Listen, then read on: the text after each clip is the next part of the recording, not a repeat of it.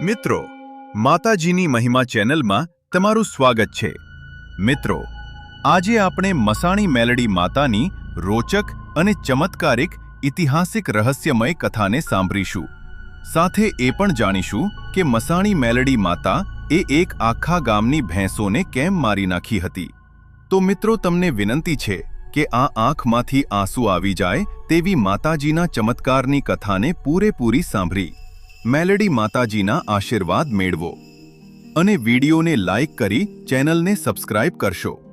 તો ચાલો સાંભળીએ માતાજીની આ અદ્ભુત ચમત્કારી કથાને। ઘણા વર્ષો પહેલાની આ વાત છે। રામપુર નામનું સુખી અને સમૃદ્ધ એક પૌરાણિક ગામ હતું। આ ગામમાં બધા લોકો ગાયો ભેંસો રાખતા હતા, જાણે ગામમાં દૂધની નદીઓ વહેતી હોય।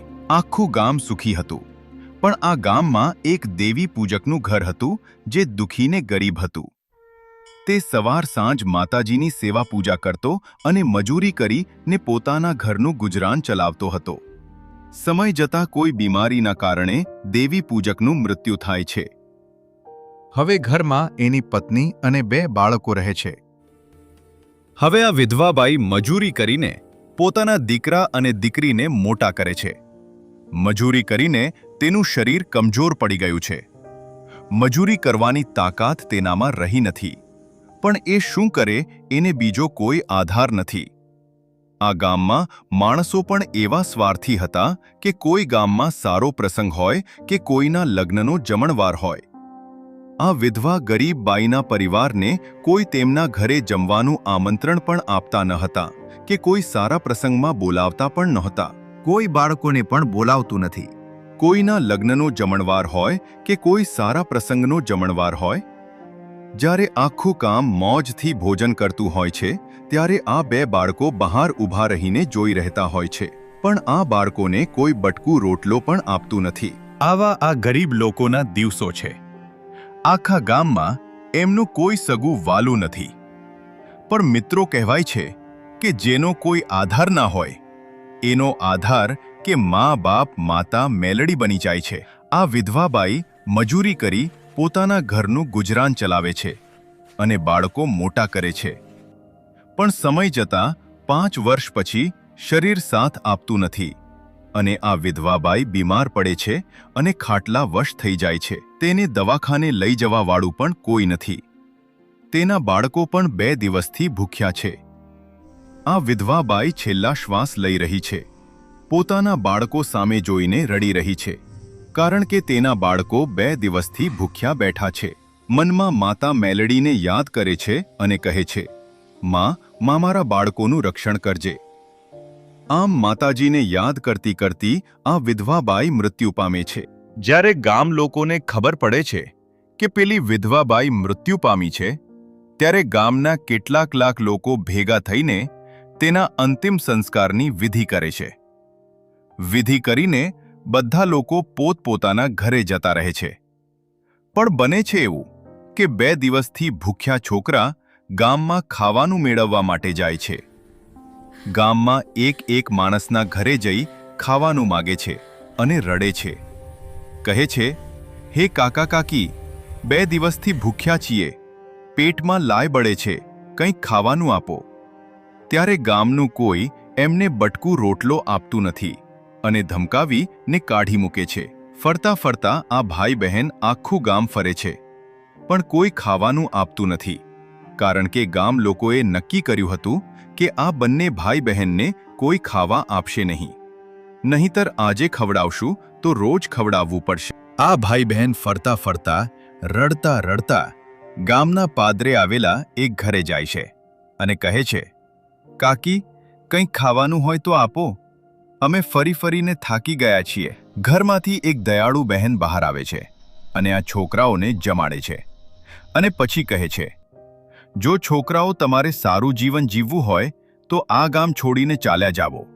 આ ગામમાં કોઈ માણસોમાં માણસાઈ નથી, કોઈનામાં દયાભાવ નથી। તમે અહીં રહેશો તો ભૂખે મરી જશો। આ બહેનની સલાહ સાંભળી બંને ભાઈ બહેન આ ગામ છોડી બીજે ક્યાંક જવા માટે ચાલી નીકળે છે। બંને ભાઈ બહેન ચાલતા ચાલતા એક ઘનઘોર જંગલમાં આવે છે। જંગલ ખૂબ જ ભયાનક ડરામણું હતું। આ બંને ભાઈ બહેન થાકીને એક વડલાના ઝાડ નીચે આરામ કરવા માટે બેસે છે. તેવા જ સમયે એક કઠિયારો લાકડા કાપીને પોતાના ઘર તરફ જઈ રહ્યો હોય છે. ત્યારે આ બાળકોને જોઈને પોતાના લાકડાનો ભારો નીચે મૂકે છે અને કહે છે, બાળકો, તમે કોણ છો અને અહીં ભયાનક જંગલમાં શું કરો છો? ત્યારે છોકરી કહે છે, અમે અમારે રહેવા માટે ઘરની છત શોધવા માટે નીકળ્યા છીએ. ત્યારે કઠિયારો કહે છે કે, બેટા, તમારા મા-બાપ ક્યાં છે? આટલું સાંભળતા જ દીકરી રડી પડે છે અને રડતા રડતા કહે છે, અમારા માતા-પિતા તો મરી ગયા છે અને અમને ગામ લોકોએ કાઢી મૂક્યા છે. આટલું સાંભળીને કઠિયારાને આંખમાં આંસુ આવી જાય છે અને પછી પોતાની પાસે રાખેલી પાણીની બોટલમાંથી બંને ભાઈ બહેનને પાણી પાય છે અને પોતાના ઘરે લઈ જાય છે. આ કઠિયારાનું નામ કાળુભાઈ હતું. કાળુભા બંને બાળકોને પોતાના હાથે નવરાવે, ધોવડાવે અને નવા કપડાં પહેરાવે છે અને જાતે જમાડે છે. પછી પોતે નાઈ ધોઈ અને આંગણામાં બેઠેલી મસાણી મેલડીના મંદિર આગળ દીવાબત્તી કરવા બેસે છે. ત્યારે દીકરો પૂછે છે, કાકા, આ શું કરો છો? એટલે કાળુભા કહે છે, દીકરા, આ મસાણી મેલડી માતા છે. જેમ તમારે આ દુનિયામાં મા-બાપ નથી, એમ મારે પણ મા-બાપ નથી. છે તો આ મારી માં છે. આ દુનિયાની માં છે અને દુખિયારાઓના દુઃખ દર્દ દૂર કરે છે. ત્યારે છોકરા કહે છે, માતાજી, આપની સાથે વાત કરે. એટલે કાળુભા કહે છે, વાત પણ કરે અને આપણને જન્મ આપનારી માની જેમ આપણી સંભાળ પણ રાખે. પણ આપણે સમયસર માતાજીની દીવાબત્તી કરવી પડે અને શ્રદ્ધા વિશ્વાસથી સેવા પૂજા કરવી પડે. ત્યારે આ બંને બાળકોને આગળ પાછળ કોઈ છે નહીં, પણ કાળુભાના કહેવાથી મસાણી મેલડીને પોતાની માતા માની લે છે. પછી તો દિવસ રાત માતાજાજીની સેવા, પૂજા, ધૂપ ધુવાડા કરે છે. શ્વાસે શ્વાસે માતાજીના નામનું રટણ કરે છે. જ્યારે કાળુભા જંગલમાં લાકડા કાપવા જાય છે, ત્યારે માતાજીને કહેતા જાય છે, માં, આ બાળકોનું રક્ષણ કરજે. આમ કરતા કરતા વર્ષો વીતે છે. એક દિવસની વાત છે. કાળુભાના ગામમાં એક માણસ ખૂબ જ દુઃખી હોય છે. તેના ઘરે ભૂવા બોલાવેલા હોય છે અને ત્યાં કાળુભા જોવા માટે જાય છે. રાત્રે મોડું થવાથી બાળકો ડરે નહીં, માટે તે પોતાની સાથે લઈ જાય છે. ત્યાં ઘરમાં માતાજીનો પાઠ ઢાળ્યો છે. બધા ભૂવાઓ ધૂને છે, પણ કોઈ દુઃખનું નિવારણ કરી શકતું નથી. ત્યારે બને છે એવું કે કાળુભા સાથે આવેલો છોકરો ધૂનવા લાગે છે. આ છોકરાને મેલડી માતા ધૂનવા આવે છે. પછી આ છોકરો ધૂનીને આખા ઘરના દુઃખનીનું નિવારણ કરી આપે છે. ત્યારે છોકરાની બહેન અને કાળુભા બંને આશ્ચર્યચકિત થઈ જાય છે કે આ શું થયું. ત્યારે ગામનો એક માણસ ખિસ્સામાં કંઈક વસ્તુ લઈને આવે છે અને કહે છે, હે માં, તે આખા ઘરના દુઃખનું નિવારણ તો કરી આપ્યું, પણ મારા કિસ્સામાં શું વસ્તુ છે એ તો કહી દે. તો સસાક્ષી તરીકે અમે માની લઈએ કે માતાજી આ ઘરનું દુઃખ દૂર કરી નાખ્યું. ત્યારે છોકરો ધૂણતા કહે છે, તમને બીજું કંઈ ન મળ્યું, તે છોકરાઓને રમવાની લખોટી લઈને આવ્યા છો. આટલું સંભાળતાની સાથે જ પેલો માણસ માતાજીના પગમાં પડી જાય છે અને કહે છે, માતાજી, મને માફ કરો, મારે તમારા પારખા નહોતા કરવા જોઈતા. ત્યારે માતાજી કહે છે, હું આ છોકરાને આજથી મારો ભૂવો માનું છું અને આજુબાજુના પંથકમાં જય જયકાર ન કરાવું તો હું મસાણી મેલડી નહીં. પછી તો આખા ગામમાં કોઈને પણ દુઃખ પડે તો કાળુભાના ઘરે જાય અને આ છોકરો માતાજીનો ભૂવો રડતા લોકોને હસતા કરીને મોકલતો હતો. પછી તો આખા ગામમાં વાતો થવા લાગી કે કાળુભાઈના ઘરે જે છોકરો છે એવો ભૂવો દુનિયામાં કોઈ જોયો નથી. આ છોકરાને માતાજી સાક્ષાત છે. જ્યારે માતાજી ધૂણવા આવે છે ત્યારે એવા રામબાર મારે છે કે વાત ન પૂછો. એકવાર કાળુભા માતાજીની પૂજા કરતા કરતા કહે છે, માતાજી, તારો ભૂવો એનું ગામ છોડીને આવેલો છે. એને ગામ લોકોએ કાઢી મૂકેલો છે, તો તારા ભૂવાને પણ ન્યાય આપજે. જ્યારે કાળુભાઈ આટલું કહે છે ત્યારે મઢમાં બેઠેલી માતા મેલડી મંદિરમાંથી કાળી નાગની બનીને ભૂવાને ન્યાય અપાવવા નીકળી પડે છે અને એ ગામ ઉપર કાળો કહેર બનીને તૂટી પડે છે. જે ગામમાં દૂધની નદીઓ વહેતી હતી ત્યાં આજે ચા મૂકવા માટે પણ દૂધના ફાંફા છે.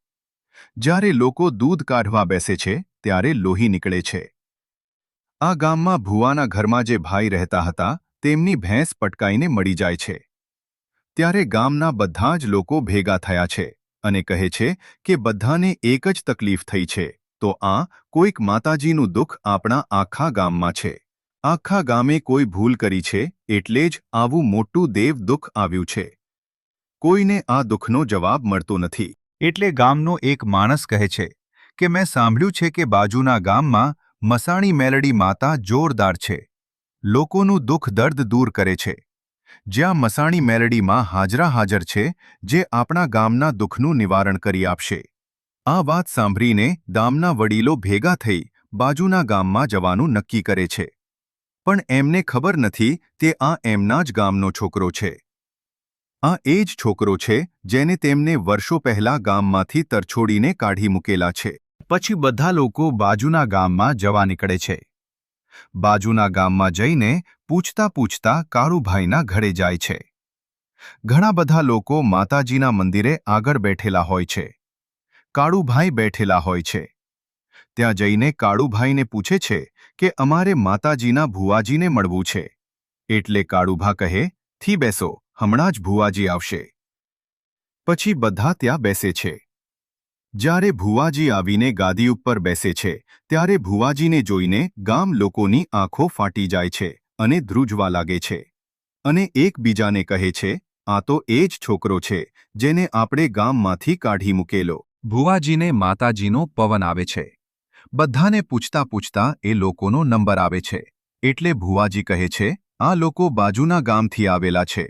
તેમને શું દુઃખ છે કહો." ત્યારે કાળુભા પૂછે છે, "તમારે શું દુઃખ છે?" એટલે આ લોકો નીચે માથું રાખીને કહે છે, "અમારા ગામમાં કોઈની ગાય કે ભેંસ દૂધ આપતી નથી અને દોહવા બેસીએ તો લોહી નીકળે છે અને ઘણા લોકોની ગાયો ભેંસો પણ મરી ગઈ છે." ત્યારે છોકરાના ખોડિયા માં ધૂણતી માતા મેલડી કહે છે કે આખા ગામમાં જે દુઃખ છે એનું કારણ હું મેલડી છું. આખા ગામને મેં દુઃખ આપેલું છે. એટલે કાળુભા કહે છે, "માં, આ તો આપણા ગામના પાડોશી ગામના લોકો છે. એમને તારું શું બગાડ્યું છે?" ત્યારે માતાજી કહે છે, "એ તો એ લોકોને જ પૂછો કે એમને શું ભૂલ કરી છે." એટલે કાળુભાઈ લોકોને પૂછે છે કે તમે શું ભૂલ કરી છે?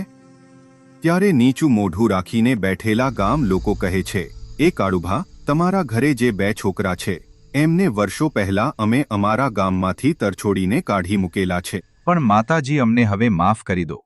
અમે આ બંને છોકરાઓને વાંચતે ગાજતે અમારા ગામમાં લઈ જઈશું અને તેમનું સ્વાગત કરીશું. એમના ઘરબાર અમે તેમને પાછા આપી દઈશું અને રહેવા માટે ઉત્તમ સગવડ કરી આપશું." એટલે માતાજી કહે છે, "એમ નહીં ભાઈ.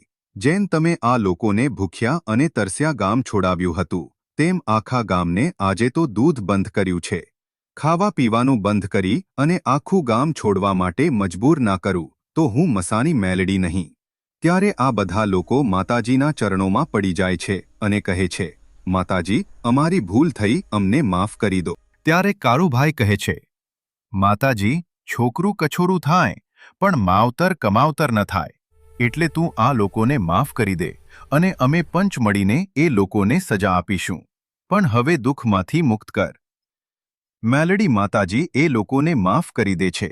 કાળુભા અને બીજા લોકો મળી એ લોકોને સજારૂપે ગામની કુવાસીઓ જમારવાનું અને ગામની ગાયોને ઘાસચારો નાખવાનું કહે છે.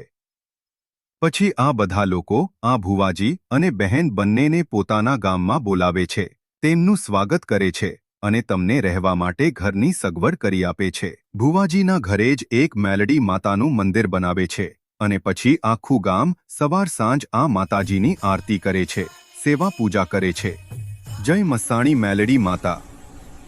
કોમેન્ટમાં જરૂર લખો અને માતાજીના આશીર્વાદ મેળવો.